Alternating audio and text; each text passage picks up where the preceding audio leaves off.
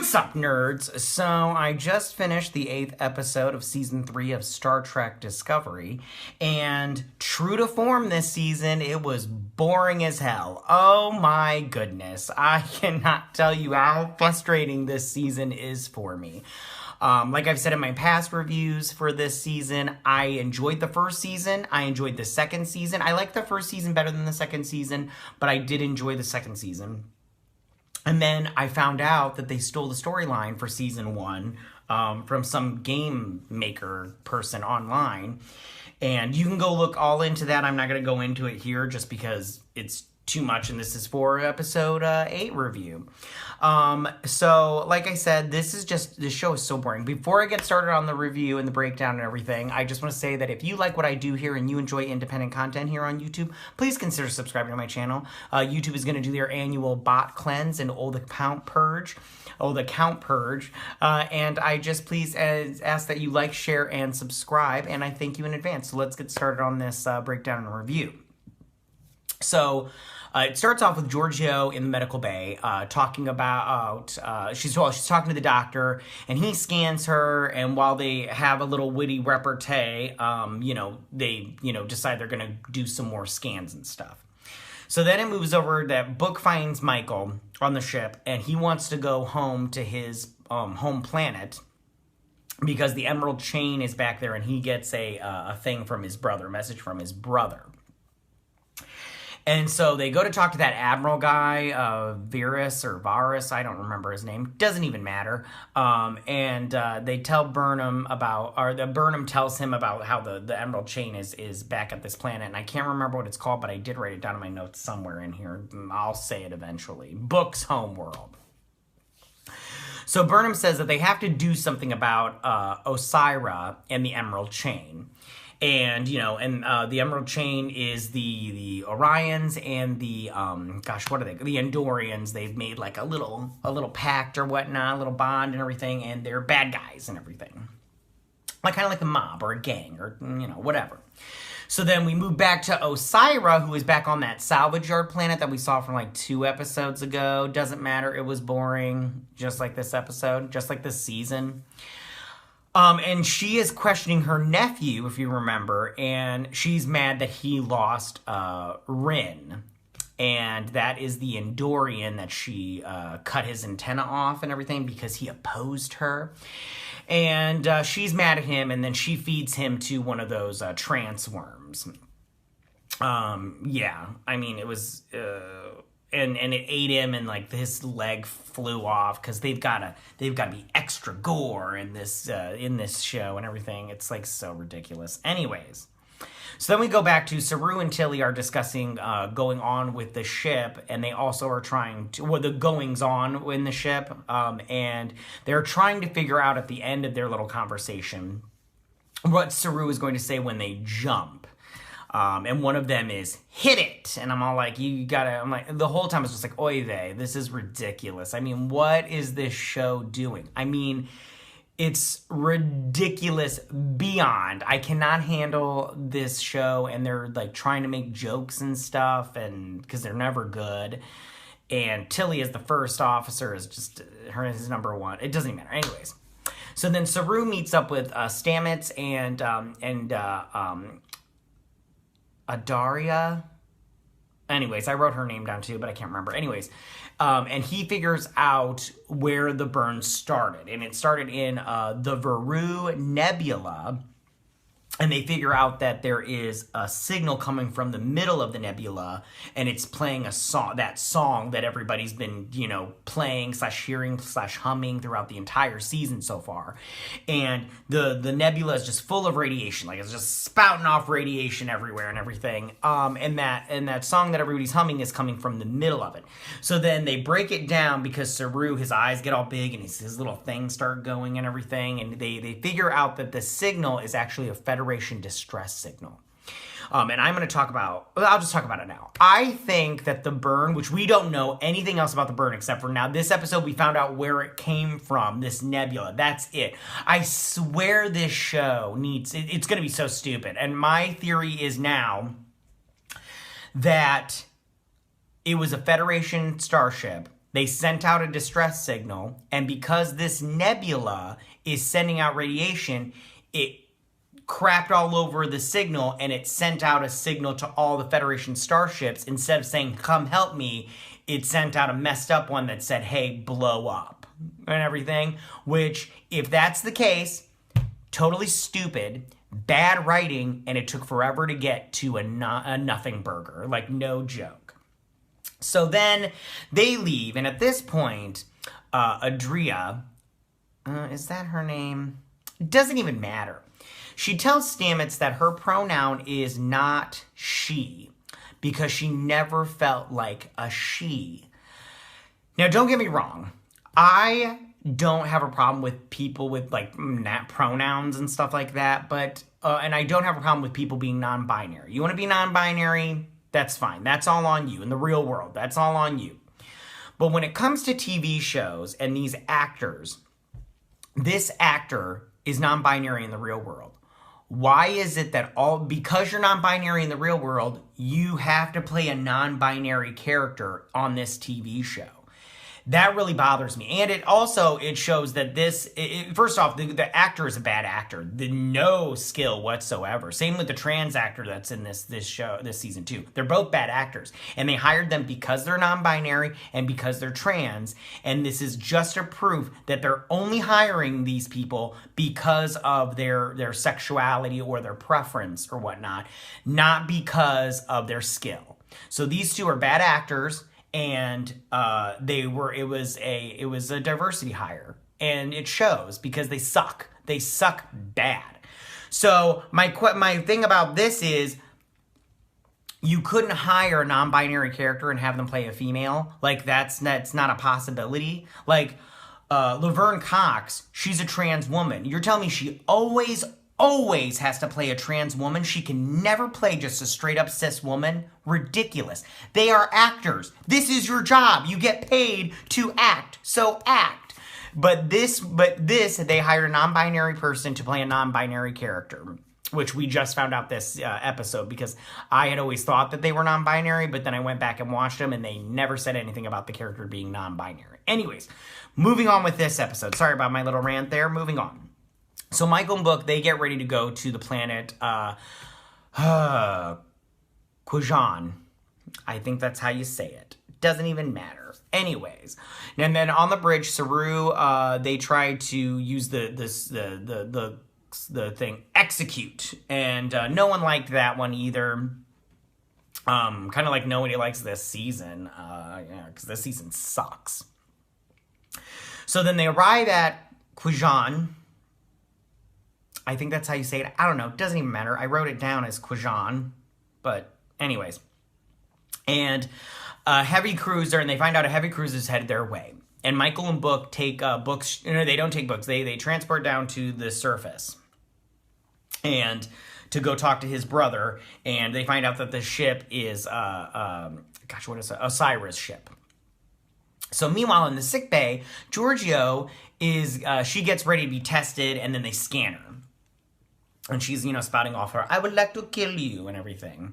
That was a weird Dr. Evil accent. I would like to kill you. Anyways, meanwhile, Adria, is playing the violin in her quarters, I'm assuming, or somewhere, and she's playing the song from the Nebula, and then Stamets is talking to her, and she tells Stamets that she can't hear Gray anymore, and he isn't talking to her or them.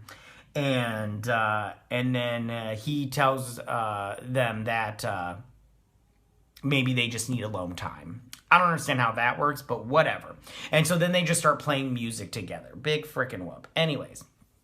So the Andorian Ren comes into the captain's quarters or his briefing room, and Tilly puts him in his place real quick and tells him he needs to show respect to the captain and everything, and then he tells them that he needs to get off the ship. And I wanted to just be like, you know what, Tilly, he's about to tell you he's got really important information, so maybe you need to check yourself, sweet thing, because you need to show him respect because he's got info that you need, Miss Honeydew. Okay, I think I like that. Anyways, so on the planet they come across the sea locust that they talk about, because that's how the Emerald Chain got a hold of this planet. These sea locusts come out of the ocean, they eat up all their crops, and the Emerald Chain shows up, and they want their little squids. What are they called? The trance worms. So they're like, you give us these trance worms, and I'm saying trance, not trans, but trance worms, and we'll give you the thing to repel these little floating locusts. Anyways. So and then they meet Book's brother. And it's not his biological brother, it's just, his brother. Like, hey, brother, like, hey, brother. Anyways, so in the med bay, Giorgio is having an episode, and she's having, like, these weird spiky things come out of her body or whatnot, and it's so stupid. It's probably a disease from the Terrans or whatnot. It's stupid and not interested. Anyways. Which, I'll tell you right now, Giorgio, they could totally explore her because she's a fascinating character, but they don't. They throw her by the wayside. It's all about Michael Burnham, and in this episode, Michael Burnham really didn't do anything. It's all about Book and stuff, although she did come up with some stuff and everything because she's so great. So Book on the planet, Kahim, that's his brother, questions Book and Michael and tells them Ossyra wants Rin, the Andorian. And then so Ossyra's ship shows up, and she hails the Discovery, and she's hoping that Saru would be more, and that she wants Saru to give over Rin. And I was hoping that Ossyra would be more menacing and a better villain, but she's very bland in my opinion and not attractive at all. The woman that plays her is not attractive, and making her green didn't help the situation. So maybe she shouldn't have been an Orion. Maybe she should have been an Andorian. Anyways, so she wants Ren, and she makes and it makes me the whole time I'm wondering what's so great about Ren. Okay, I mean, does he have the golden D and everything, and what's going on? And they do tell you in a little bit at the very end. And she gives him 5 minutes to give up Ren, or she's going to attack. So then Book's brother talks to Ossyra on the planet, and she attacks Kwansan. Oh, God, doesn't even matter. She's going to attack Croissant unless Book's brother, Kahim, gives up Book and Burnham. And then to spice it up, she starts shooting at the planet. So then Saru prepares an attack, and then Giorgio taps into the ship's computer and everything and checks out her scans, and the doctor shows up, and he's like, can I talk to you privately, pretty much. And then so Rin tells them where the weakness is on Ossyra's ship, because they're like, Saru's ready to attack, but they're like, if you attack, they'll take it out on the Federation, and then Tilly's all like, what if a Federation pilot took a ship that wasn't a Federation ship and attacked that, but then they were going to be punished afterwards severely. So then they get in there with Rin, and Rin tells them exactly where to attack to take down their shields and to disable the ship. And if they, Saru sends the redheaded chick with the eyepiece thing, and who cares about her name? Anyways, they attack Ossyra's ship, and with they cause a lot of damage because he tells them exactly where. And she gives him this little pep talk, and they continue the attack because he's all like, I got my last time I attacked that I rose up against Ossyra, she cut my antenna off. This time she'll disintegrate me, and she's all like, listen, we gotta rise up and all this stuff. It's stupid. Anyways, so on the planet, Book and Kahim, they fight. And let me just tell you right now, the stunt choreography in this show, this season, this episode is crap. It's just pure crap. And the fight sequence between him and his brother sucked. Like, it was so, like, you could tell that they had, like, a week to prepare for it, and they're just all like, and everything. It's so stupid. Anyways, so Kahim, he gives, he decides he's not going to give up on Book and everything. And so Ossyra says that the attack is over and Ossyra's ship, it's just been disabled. And she's all like, you messed with the wrong person, buddy, and the Federation will pay. And then she rockets away, and Saru's all like, oh no, what have we done? He doesn't say that, but he gets that look on his face. And me, I go, you became a man. That's what, or whatever your species is, but the male version of it, you drop your balls. Okay, how about that? That's what you did. Well, actually, you let a woman drop your balls for you because you're a big pussy. I swear Saru's such a pussy. Anyways, so then Book and his brother, they use their magic powers and their glowy foreheads. With the help of the Federation, they amplify that signal and they send the Locust back to the sea, saving the planet's food and everything. Yay, planet food. Anyways, so then Rin and Tilly have a chit-chat afterwards because the little pilot lady, she's all like, I rocketed out of here, fools. I'm awesome. Girl power and stuff. And so then Tilly and Dorian, they have a little chit-chat, and he tells Tilly that the chain is running out of dilithium, and he's the only one that knows, and that's why Ossyra wanted him back. And now that they know that information, they're like, goody gumdrops. Anyway, so then Book and his brother have a little chit-chat for a hot minute. It's stupid. Anyways, and then in engineering, Stamets and the Doc, they have a conversation and everything. They have a little moment, little kissy poo and everything. They have a tiny talk about Adrena, whatever her frickin' name is. Who cares? Anyways, they have a little chit-chat.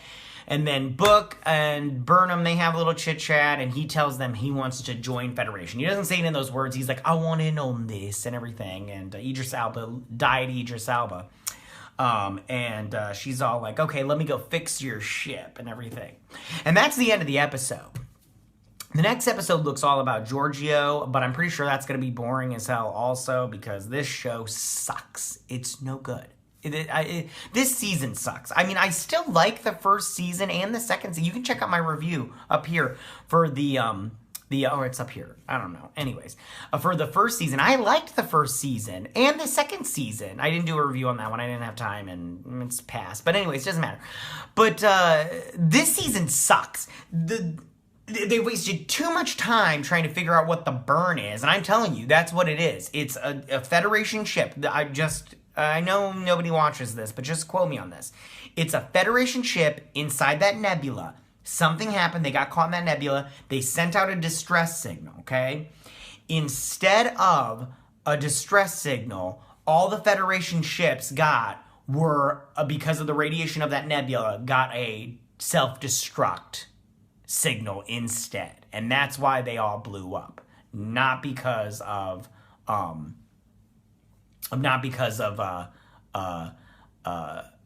something else. It was something. It's stupid. It's so stupid. So tell me, what did you guys think about this episode? Did you like this episode? Did you not like this episode? How do you feel about my breakdown and my thoughts on this episode? Yeah, that's good. You can leave all your comments in that section down below. If you like this video, go and hit that like button. I won't mind. If you're new to my channel, please hit that subscribe button. I would greatly appreciate it. And I will see you guys on the next Star Trek Discovery review. You guys have a good day. Live long and prosper. Bye.